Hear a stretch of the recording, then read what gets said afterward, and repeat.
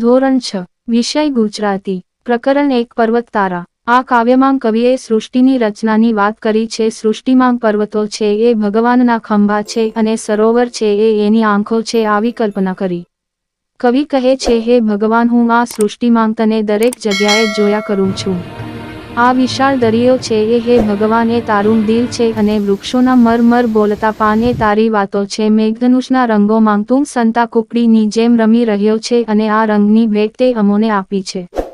હે ભગવાન, એકદમ તુચ્છ એવા વ્યક્તિને પણ તું મહાન બનાવે છે અને આ પૃથ્વી પર ખળખળ વહેતા ઝરણાનો તું નાદ છે। જાતભાતના ફૂલો અને આ ફૂલોની ખુશ્બુ સુગંધ એ તારી અમોને આપેલી ભેટ છે।